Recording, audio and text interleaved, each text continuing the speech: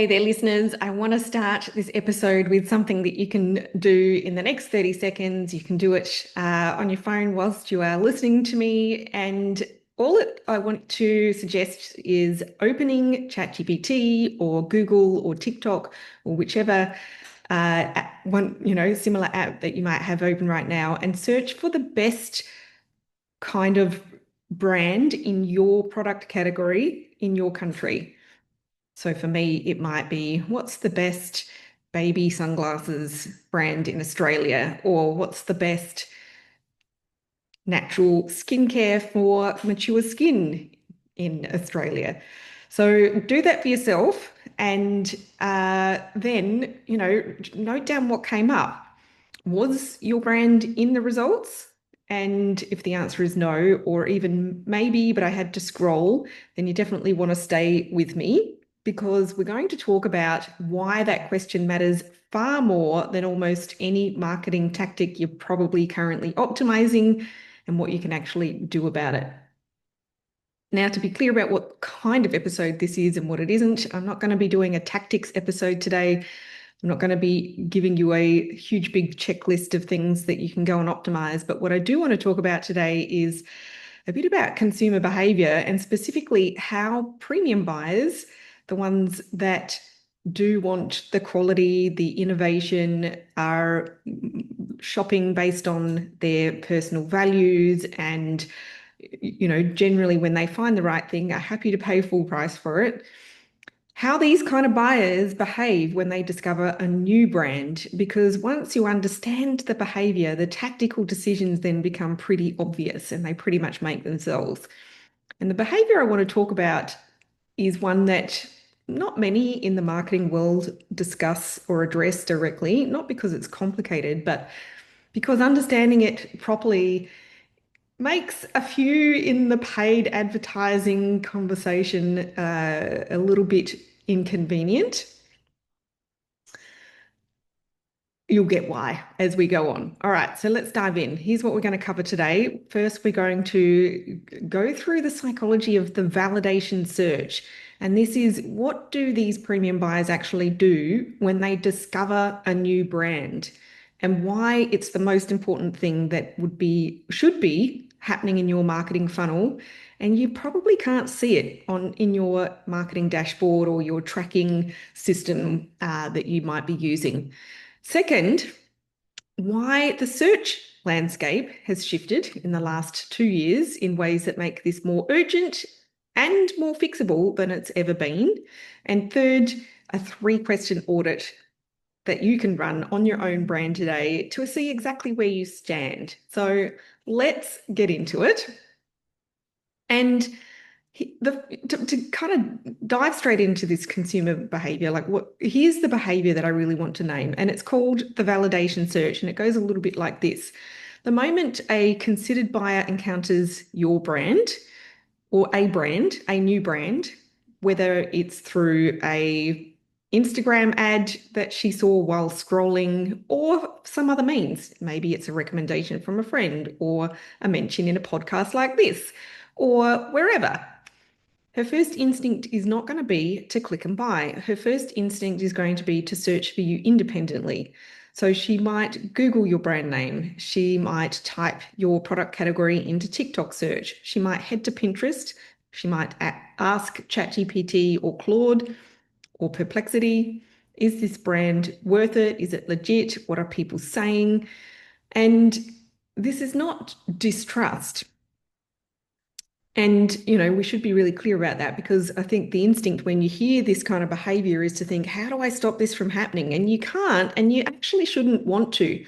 The validation search is very intentional, and I think it's kind of an intelligent thing. I mean, I'm going to say that because this is what I do, but essentially it's what careful, considered buyers do. It's how people who care about what they spend,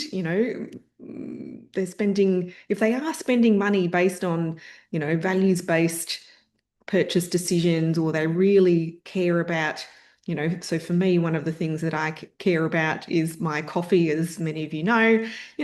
I really want to make sure that I'm going to love it, right? And that it's going to be worth spending my money on. And buyers like this have always behaved like this. The internet has just made it a lot more effortless and also invisible.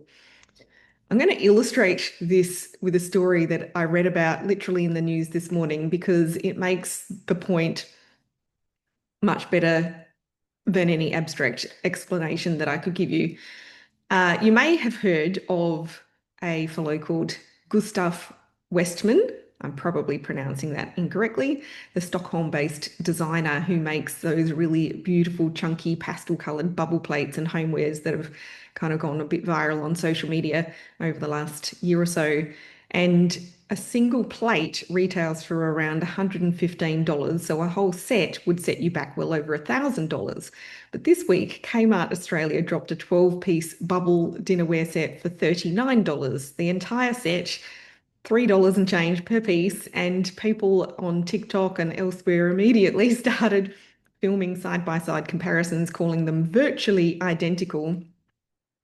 And here's what I want you to notice, and it's not about the dupe itself, but about the two different people having two very different conversations about it. Because the person buying the Kmart set is saying, I love this aesthetic. I want it in my home and I can get it for $39. Done. She's not asking whether it's worth it. She's not Googling the designer. She's not researching, where this design came from or the craftsmanship that's gone into it or where or how, in what conditions the manufacturing happens or any of that sort of stuff. The person considering the Gustav Westman original is asking all of those questions. They are asking completely different questions to the Kmart buyer. Is this designer credible? What is their story? What makes these plates genuinely different? Well, they're probably not actually asking genuinely different from a $39 alternative because they probably haven't even seen that alternative. But what does owning these say about me and how I approach my home and my life? Does it fit with my particular values about how things are made? It's not made in a sweatshop, it's made by, artisans, whatever the case may be, whatever is important to that person, they're going to be asking that. And essentially they're asking, is this brand worth the investment for me? And what does the broader conversation around this brand look like? So she's searching, she's validating, she wants to feel confident that the thing she's about to spend real money on is genuinely worth it to her, and she will spend time finding that confidence before she commits.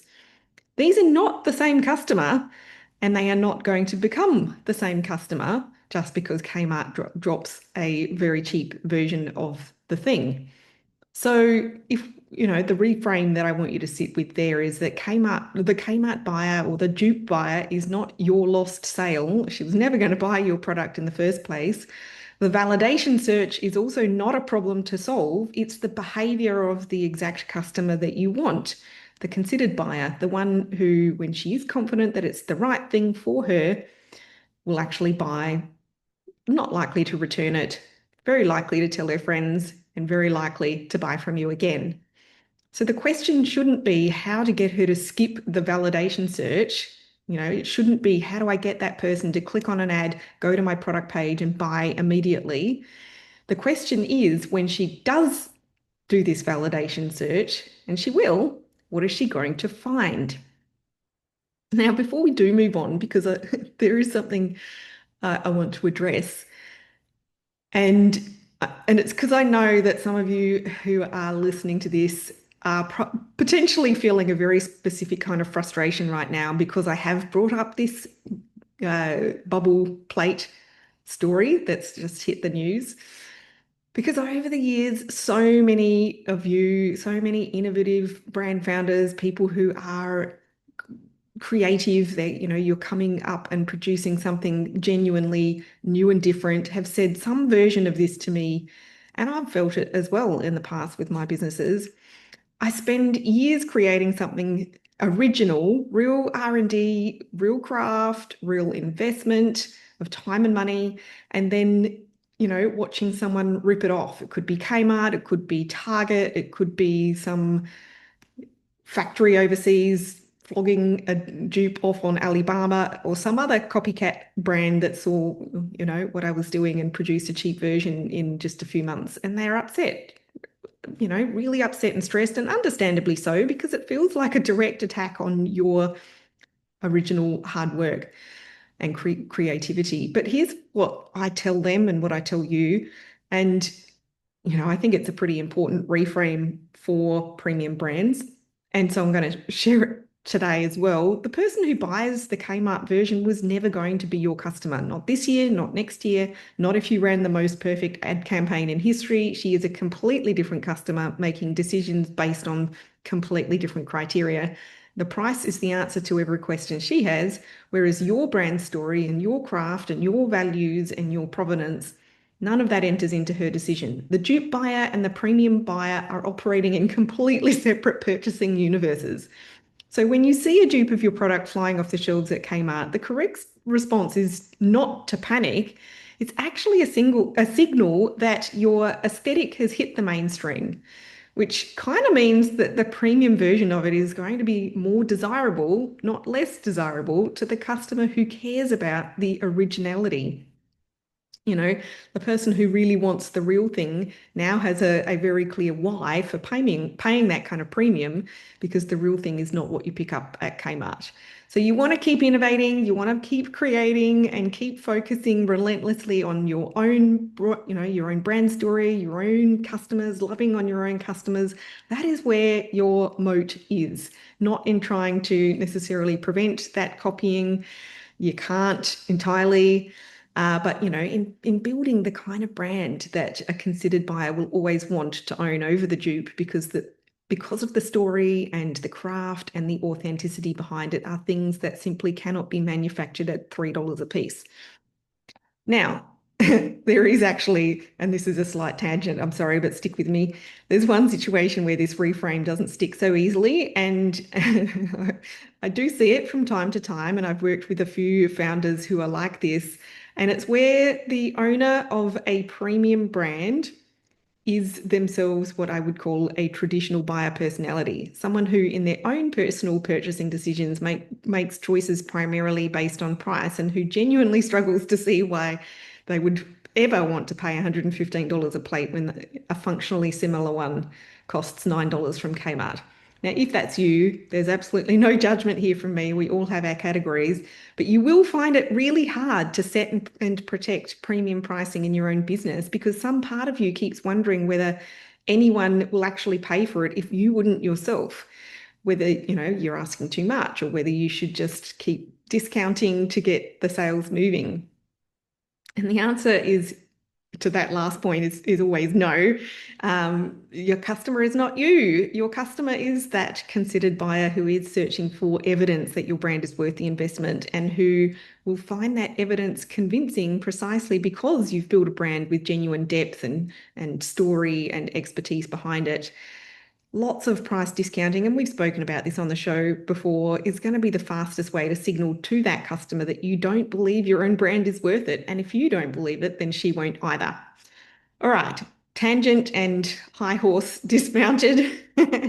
Back to the validation search.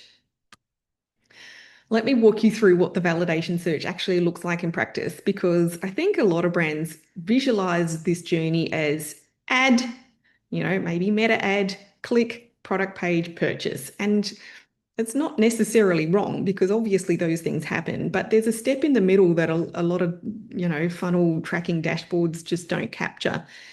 And it's that messy middle. She sees your ad, she's interested, genuinely, probably clicks through and lands on your product page. And then before she adds to cart or before she purchases, she's going to open a new internet tab, because she's a considered buyer, and considered buyers don't hand over their credit card details to a brand they've never verified. So she Googles your brand name and scrolls past your own website to see what else comes up. Maybe she types your category into TikTok search. She might check Pinterest. She might ask ChatGPT or Claude or Perplexity, is your particular brand worth buying? She's looking for evidence from outside your own brand's ecosystem. So she's looking for other people talking about you, media mentioning you, AI platforms that know you exist and can describe what you do. She's not looking for reasons not to buy. So that's important to know. She's looking for reasons to feel confident that buying is the right decision. And the validation search is her doing the work to get to yes.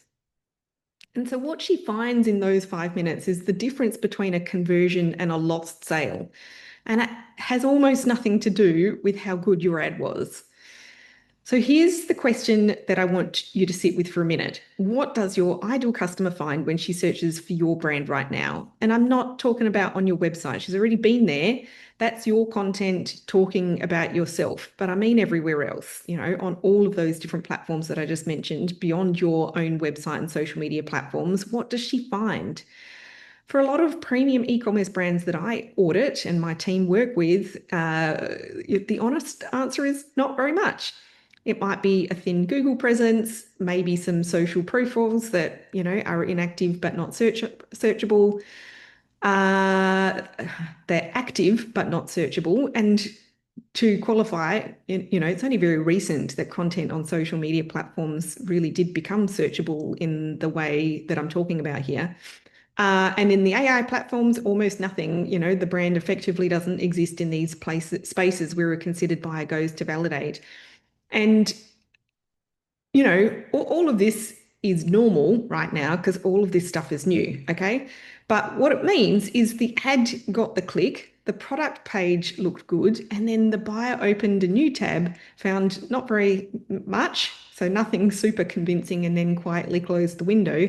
So it's not an ad problem, and it's not a creative problem. It's a trust infrastructure problem, and it almost never shows up in your dashboard as what it actually is. And there's one more thing that I just do want to add to the Kmart story before we move on, because this is where it gets really pointed for premium brands. If you go to TikTok right now and search bubble plates, what do you find?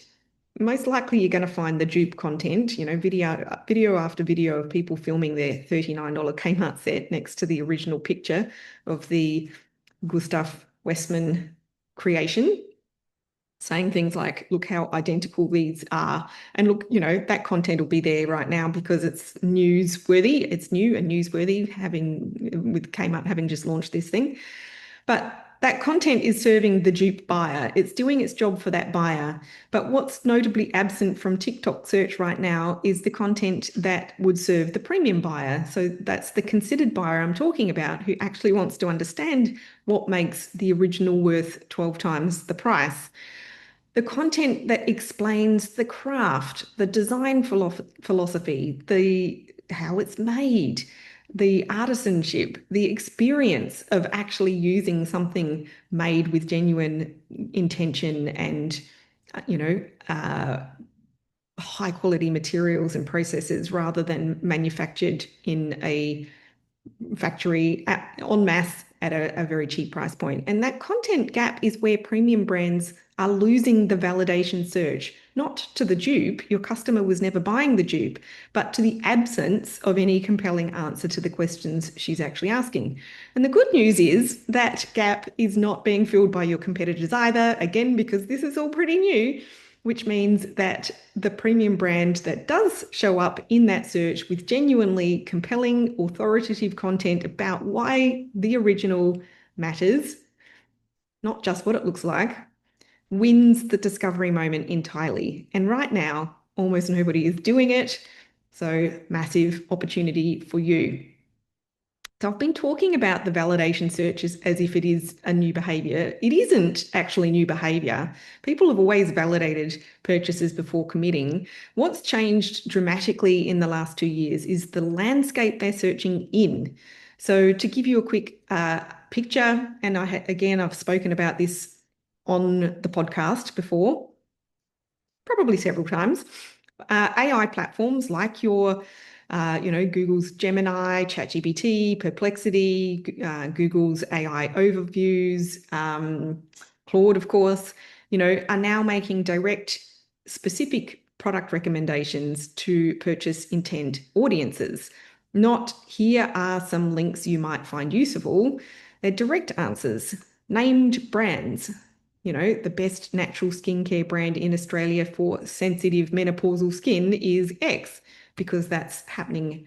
I mean, maybe that specific search isn't happening billions of times a day, but that kind of search is happening billions of times a day. And TikTok has become a genuine search engine, not just for the Gen Zs of the world, if I say it like an Australian, the Gen Zs, but for consumers across demographics who use it to research products, read reviews, and watch people's real world experience of things they're considering buying. As a side note, there's still a really high trust rating for TikTok because of the video element versus other platforms where people assume that the content can be artificially created. I shouldn't even go there. AI video is getting very clever too. Anyway, it's where the validation search increasingly starts, especially for lifestyle and homewares and beauty categories. Also, Pinterest drives more purchase intent traffic than most brands realize because people on Pinterest are actively planning and researching, not passively scrolling. So, a single well optimized pin can drive discovery traffic for months. And then Google's AI overviews are now answering category level questions before the first organic link appears on the page. So, what's the best?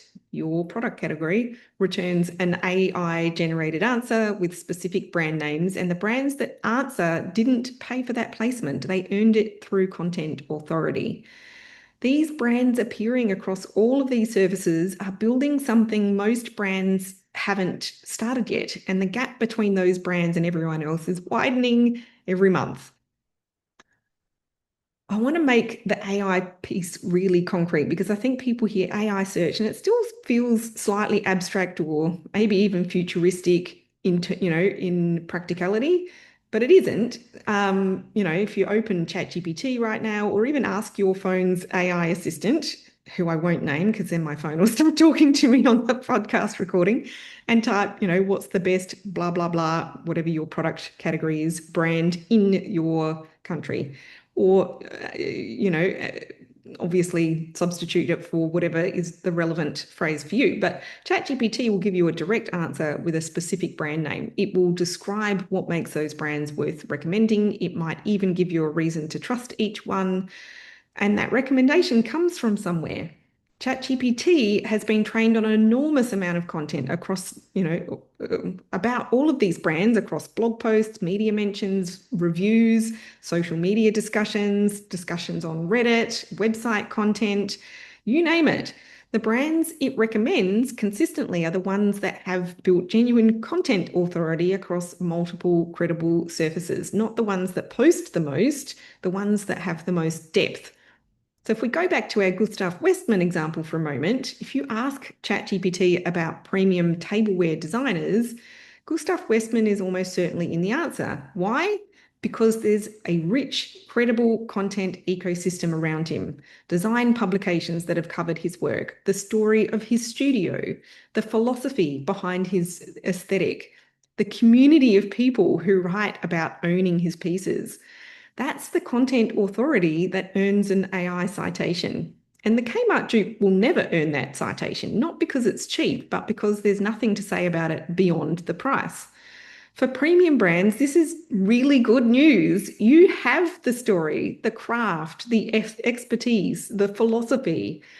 The content that earns AI citations is exactly the kind of content you're already well placed, best placed, in fact, to create. You just need to know how to structure it so AI systems can find it, read it, and cite it. Here's the second major shift that I want to name because it's the one that connects most directly to the founders that I speak to every day, the ones who are posting consistently and not necessarily seeing growth. There are two completely different jobs that content can do, and one is broadcast and one is discovery. And most brands are only doing one of them. Broadcast content is what most brands are doing on social media, is created for the people who already know you. Your existing followers see it, engage, feel connected to the brand. It reinforces the relationship that you already have. And this is genuinely valuable, of course, but it does have a ceiling because it only reaches the people who already know you exist. And I think all of us have experienced the hard way how restrictive organic reach on all platforms, but particularly Instagram being one that is so practically useful for building a brand, a product brand. We've all experienced it, right? Whereas the other kind of content, discovery content, is content that gets found by people who have never heard of you through search. And it could be TikTok video that appears when someone types a question into TikTok search. It could be a Pinterest pin that surfaces when someone is planning a purchase in your category. It could certainly be content on Instagram. It could be a blog post that gets cited in Google AI Overview. It could be a YouTube video that answers the exact question that your ideal customer is typing right now. These are not the same job. They require a fundamentally different approach, and most brands that I work with and that I talk to on a daily basis are doing the broadcast kind of content, really well. Because that's how, social media has worked. That kind of content is how social media has worked over the years. And so they're doing that really well, but doing almost no discovery kind of content at all. So if you have been posting really consistently for maybe a year or two or longer, and your audience is not growing meaningfully, if you're sending emails to the same list, reaching the same followers, getting the same engagement, then this is certainly why you are broadcasting to people who already know you, and you are not building a path for strangers to find you. Now, before we get to the audit steps, I want to make one more point because I think it's probably the most important thing in this episode, and I really don't want it to get lost.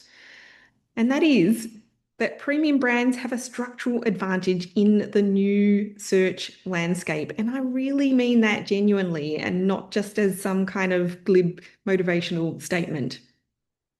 The content that earns AI citations and social search visibility is authoritative, specific, and genuinely expert. It answers real questions in depth. It demonstrates knowledge that can't be faked, and it has a point of view. And that is exactly the kind of content a premium brand is best positioned to create. The founder, who has spent years developing a product, knows things about her category that no one else knows. The brand that has a genuine philosophy has something to say that a dupe brand never will. The maker, who understands their craft, has content that AI systems will cite and search platforms will surface because it's the kind of content that genuinely serves the person searching. This is not a game you lose to the volume players. This is not a numbers game where you need to post 5 times a day just to stay in the competition. This is a depth game, and depth is exactly what premium brands are built to produce. You already have the expertise, you already have the story, you already have the philosophy that makes your brand worth the premium price. The opportunity is to structure it so that the people who are actively searching for what you offer can actually find it. All right, I promised at the start of this episode that we would get to something actionable, and here it is. 3 questions. I want you to actually do these, not just listen to them and think, I should do that sometime. Do them now or pause this episode and do them before you do anything else today. And by the end, you'll have a very clear picture of where your brand currently sits in the discovery landscape, and you'll know exactly what to work on first. Question 1, open ChatGPT and type, what are the best your product category brands in your country? Read the answer really carefully, not just whether your brand appears, but what the answer actually looks like overall. What brands are recommended? What reasons are given? What does the language suggest about the criteria ChatGPT is using to evaluate these brands in your category? Then try a second prompt. Can you recommend might be premium, quality, sustainable, natural, whatever your positioning is, your product category, brand, and then put in what your product does. This is the type of question that your ideal customer is literally typing into AI platforms. Is your brand in the answer? Then try the same exercise in Perplexity, which shows you its source citations, so you can see exactly which pages and publications the AI is drawing from when it makes recommendations. That source list is your content audit. Those are the surfaces you need to be present on. Finally, Google the question, best your category, brands in your country, and look at the AI overview at the top of the page before any organic links. Same exercise. Is your brand cited? Here's what you're looking for, not whether your brand appears. Many won't yet, because of course, as I've said, this is all so new, but what kind of content is being cited? What pages, what publications, what type of content is earning the AI's trust in your category? And that is your roadmap. The AI visibility test in module 3 of my new Search Everywhere optimization course takes this exercise and gives you 10 ready-made prompts to run across all the different platforms, plus a scoring guide so that you can track improvement over time. But the exercise I just described will give you your baseline right now. All right, question 2, go to TikTok, not your own profile, the search bar, and type in the words your ideal customer would use to search for a product like yours, not your brand name, your category. So it could be, natural skincare for sensitive skin, or sustainable homewares in Australia, or low tox cleaning products, or premium dog food for poodle cross dog breeds or something. Whatever your category is, the words your ideal customer types when she doesn't know which brand she wants yet, just that she wants something in your space. What comes up? Is your brand anywhere in those results? And if you do appear, is your content structured to answer the question the searcher is asking, or is it a brand update that makes no sense without context? Now do the same search on Pinterest, and I want you to search the way a buyer would search, not the way a brand would hashtag. Buyers search for outcomes and aesthetics and problems like minimalist kitchen or natural cleaning routine or organic skincare routine. Again, are you showing up? Going back to our bubble plates example one more time, if you search bubble plates on TikTok right now, you find page after page of dupe content. The discovery gap for the premium buyer, the one who wants to understand why the original is worth it, is completely unfilled. That's what I mean when I say the content gap is actually an opportunity. The first brand in any category to fill the discovery gap for the considered buyer owns that search, and that could be you. It probably isn't yet, but it could be by the end of this quarter, certainly by the end of this year. Question 3, Google your brand name. But this time, scroll past your own website and social media profiles and see what else comes up. Are there media mentions, reviews on external sites, blog posts from people outside your own brand, community discussions, collaborations with other brands or creators that live on other people's platforms? Or is the results page essentially just you talking about yourself? I want to explain why this matters so much. When a considered premium buyer Googles your brand name after seeing your ad, she's not looking for your website because she's already been there. She wants to see other people talking about you, external mentions, citations, third-party coverage. These are credibility signals in a way that your own content simply cannot be. You saying your product is excellent is expected. Someone else saying it in a publication or a review platform or a community space that your customer trusts is evidence. These external mentions are also, and this is the part a lot of brands don't realize, one of the primary signals AI systems use to determine whether a brand is worth recommending. ChatGPT doesn't just read your website, it reads everything that's been written about you across the internet. So a brand with rich external coverage looks authoritative to an AI. A brand that's only ever talked about on its own channels looks like it's talking to itself. Now, this doesn't mean you need to hire a PR agency tomorrow. It means that collaborations with complementary brands, podcast appearances, guest contributions to relevant publications, and community participation in your spaces your customer already trusts, these aren't nice to haves anymore. They're the content infrastructure that makes AI systems take your brand seriously. All right, so you've done the 3 searches, you've seen what you found, whatever that is, I want you to hear this. It's information. It's not a verdict on your brand or your product or the amount of work you put in. It's just a structural gap, and structural gaps are fixable. The most common thing that I see when I run this audit with brands is that the gap is actually not as big as they feared, because a lot of the work is about restructuring what they're already doing rather than creating everything from scratch. It might be changing how you write a TikTok caption, or optimizing a Pinterest board name, or adding FAQ content to an existing product page. getting one external mention in a publication your ideal customer reads. None of that's going to require a full-time marketing team or a massive budget. It just requires a clear framework and the discipline to execute it consistently. Which brings me to what I want to leave you with. The single most important thing I want you to take from this episode is this: being seen is not the same as being found. Paid ads make you seen. A beautiful Instagram grid might make you seen. A well-targeted email to your list makes you seen. These things are valuable, and I'm certainly not, suggesting that you stop doing them. Discovery infrastructure makes you found. It's what shows up when your ideal customer goes looking, when she types a question into any of these platforms looking for a recommendation or Googles your brand after clicking your ad. It's the ecosystem of content and authority that exists beyond your own channels and makes the validation search come back with something convincing. Premium buyers need both, and most brands are only building one of them. Your Kmart dupe competitor can copy your aesthetic at $39 a set, but they cannot copy your expertise, your story, your craft, or the content authority that comes from genuinely knowing your category and your customer better than anyone else. That's your advantage, and right now, most premium brands aren't using it.